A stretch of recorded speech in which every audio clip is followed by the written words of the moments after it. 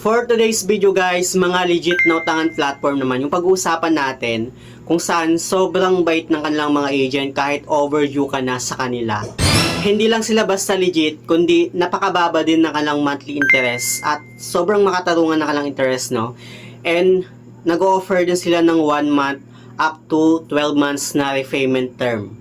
Kaya naman kung interesado ka dito sa apat na utangan platform na pag-uusapan natin ngayon, keep on watching.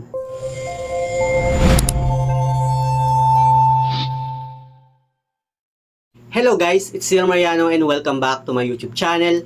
At kung hindi ka pa nakapag-subscribe sa aking channel, please subscribe dahil palagi ako nag-share ng mga experience ko at nag-review ng mga OLA or online lending platform kung legit ba o hindi dito sa ating channel.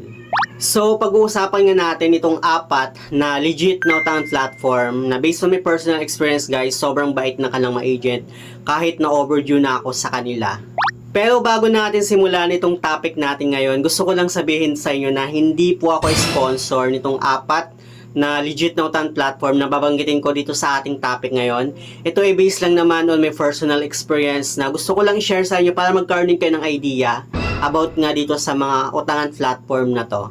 Alam ko na marami sa atin naghahanap talaga ng mautangan. At itong apat nga na babanggitin ko sa inyo ay mai-recommend ko sa inyo.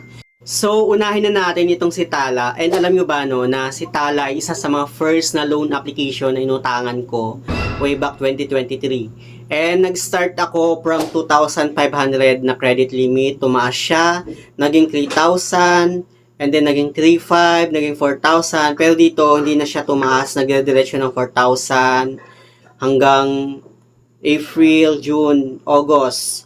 Hanggang August, 4,000. And then, October 2024, tumaas na siya ng 4,500. At mga December, naging 5,000. January 2025, naging 5,500. March, naging 6,000. April, naging 6,500. And then, June 2025, naging 7,000 na siya. Pero hanggang ngayon guys, no, 2026, na-stuck na siya sa 7,000 na credit limit. Pagdating naman sa interest ni Tala, mga nasa around 15% siya. Pero okay lang yun sa akin kasi 61 days yung kanyang repayment term, no. So, halimbawa doon sa 7,000 na loan ko sa kanya, bali yung total na interest niya is nasa 2,115 pesos. So, ang total na babayaran ko is nasa 9,115 pesos kapag once na nag-61 days na siya. Ang ginagawa ko kasi is, kapag once na nag-61 days na siya, doon ko na siya pinupully fade.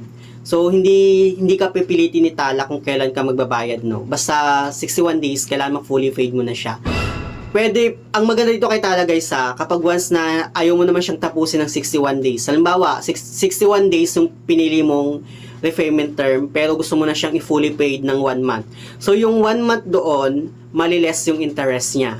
Daily interest nga kasi itong si Tala. So, kaya sabihin natin no, na 61 days yung pinili mo na loan term payment niya nung nag-apply ka ng loan sa kanya.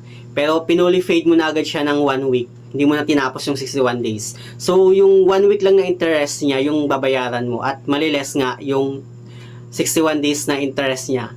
Unlike kasi sa ibang mga loan app na kahit sabihin na natin na sobrang advance payment natin sa kanila, nakapix na talaga yung interest. Pero dito kay Tala, kapag once na mag-advance payment tayo, maliles yung interest natin ng 61 days.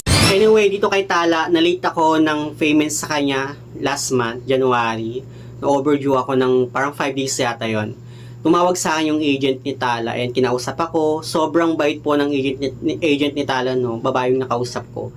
And sobrang approachable nila. Hindi sila nang haharas kagaya ng ibang mga loan app. And tinanong lang kung bakit ako na-delay ng payment. And sinabi ko lang naman yung situation ko.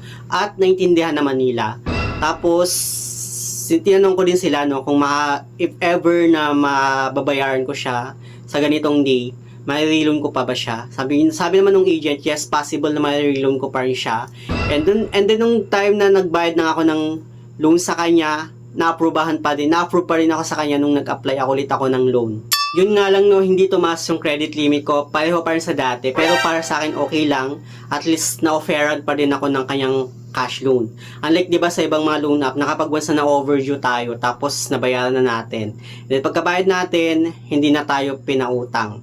Dito kay talaga no, so far sobrang bait ni Tala at pautangin ka pa rin niya as long as makipag-connect ka lang talaga sa kanilang mga agent. So, yung pangalawa naman natin guys, no, ay ito nga si Maya Advance Loan ni Maya Business. May mga nakapagsabi na magkapareho ba itong si Maya Advance Loan at si Maya Credit? Well, hindi po sila magkapareho guys, so magkaiba po sila. Si Maya Advance Loan, makikita natin siya sa application ni Maya Business. And then si Maya Credit naman is makikita naman natin sa application ni Maya e-wallet. Magkaiba po sila ng logo, pero pareho naman sila ng company. Iisa lang yung kalang company, which is si Maya Philippines Incorporation. At ito nga kay Maya Advance Loan guys, nag-start ako ng 1,000 noong December 2024. Na-offer niya ako. Pero that time, hindi ako makapaniwala na na-offer ako ng kanyang cash loan. Kasi, dinownload ko lang naman nung time na yon si Maya Business para makapag-convert ako ng SpayLater into Maya Business. Dati kasi nako-convert pa itong si SpayLater into Maya Business. So, gamit na gamit ko talaga si Maya Business that time, noong 2024. Pero ngayon, hindi na pwedeng makapag-convert. Ewan ko lang sa mga iba dyan. Kasi yung iba daw nakakapag-convert pa naman daw hanggang ngayon. Yun nga lang, limited lang daw yung pagko-convert. Pero sa akin, hindi na talaga gumagana yung SpayLater ko into Maya Business.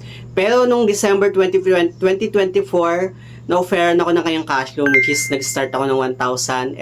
And then, yung kanyang repayment term is 30 days lang yung kanyang repayment term na in-offer sa akin. Pero up to 90 days yung kanyang long term payment. Hindi ko pa na-unlock yung 90 days, no? 30 days pa lang yung na-unlock ko. So, every 30 days, nag-start ako ng December 2024, then January 2025, every month tumataas yung credit limit ko. At ngayon nga, yung credit limit ko sa kanya isa sa 14,000 plus na. Yun yung credit limit ko. 13,300 na yung exact na credit limit ko sa kanya. Imagine ha, na December 2024 ako nag-start makautang dito kay Maya Advance Loan, pero mas malaki na yung offer niya sa akin na credit limit. Unlike kay Tala na na-stock lang sa 7,000. Dito kay Maya Advance Loan nasa 13,300 na. Yun nga lang din dito kay Maya Advance Loan 30 days yung kanyang repayment term. So sana ma-unlock ko yung 90 days niya. Anyway, dito kay Maya Advance Loan, kapag once na din-download natin si Maya Business, makakapag-apply na agad tayo ng cash loan. Hindi po. Para din po siyang kagaya ni G-Loan ni Gcash, na maghihintay tayo ng text kung makakaroon tayo ng offer ng kanyang cash loan. Yun yung kasi nangyari sa akin noong December 2024.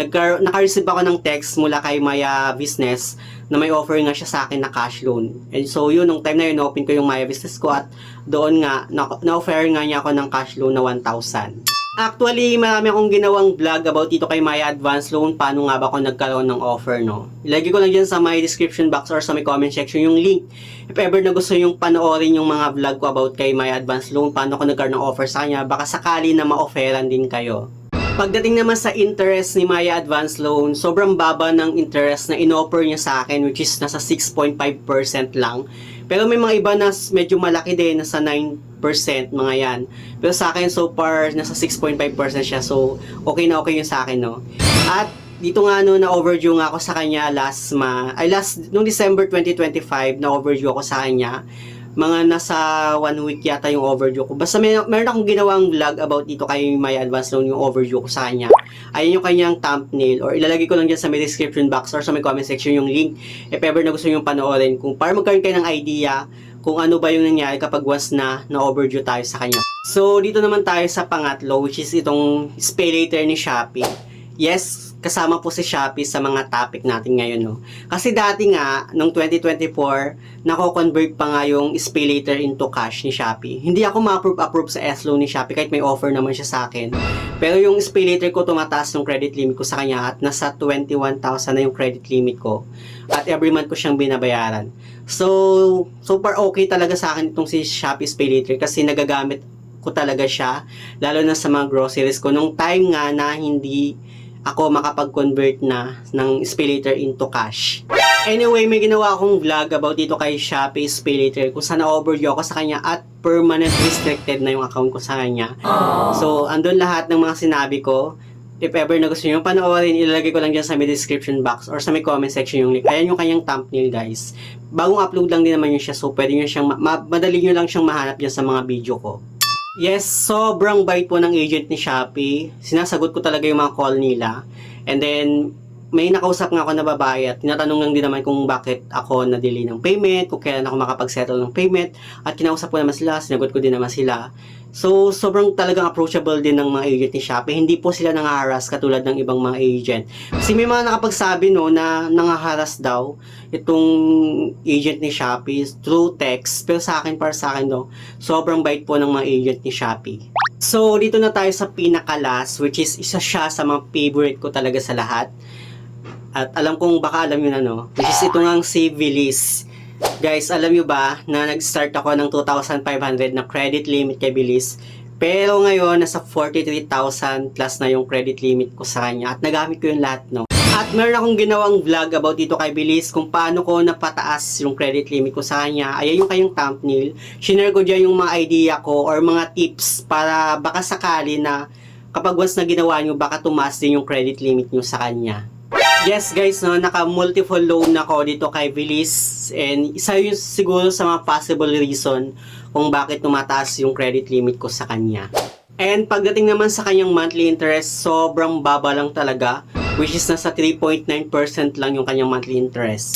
Akala ko dati, up to 50,000 lang yung max credit limit na pwede nating ma-unlock kay Bilis. Pero based doon sa group ni Bilis, which is kasali ako doon, nakikita ko doon sa mga posts ng mga borrower ni Bilis, which na-unlock daw nila yung 60,000. May mga naka-unlock ng 60,000, 64,000, 65, mga yan. So it means, hindi lang pala 50,000 yung max credit limit na pwede nating ma-unlock kay Bilis, kundi more than pa doon. Isa sa mga nagustuhan ko dito kay Bilis is yung kanyang promise to pay kapag once na ma-overdue tayo or ma-delay tayo ng payment sa kanya. And sobrang helpful sa akin ng promise to pay no, kasi kapag kahit ma-delay ako ng 1 week, na-waive yung penalty ko basta magpa-promise to pay ako kay Bilis. Halimbawa no, yung due date ko sa kanya is every 2nd of the month. Sabihin natin January 2 yung due date ko sa kanya. So meron pa akong 2 days na grace period. So January 2, 3, and 4. So kapag once na umabot na siya sa January 4, wala pa siyang penalty. Pero ang ginagawa ko, pag once na umabot na siya ng January 4, doon ako nagpa-promise to pay kay Bilis na madidelay ako ng payment sa kanya and babayaran ko sa ganito at ma-waive yung penalty. Kasi kapag once na hindi ako nag-promise to pay ng January 4 and then umabot na siya ng January 5, pagka once ng January 5, may penalty na siya. Parang 200 yata yung penalty ng sa akin. Yun yung kasi nakikita ko dun sa application ko. Pero pwede ko siyang ma-waive kapag once nga na mag-promise to pay ako kay Bilis. Well, hindi ko pa nakakausap yung mga agent ni Bilis kahit sa tawag, kundi yung bot niya lang yung nakakausap ko. So, through chat. Kasi dati, email ako nag-email ako. At sa email ako nagpa-promise to pay. Pero ngayon, pwede na palang chat. Pwede ka palang mag-chat sa kanila na magpa-promise to pay ka at para ma-waive yung penalty mo.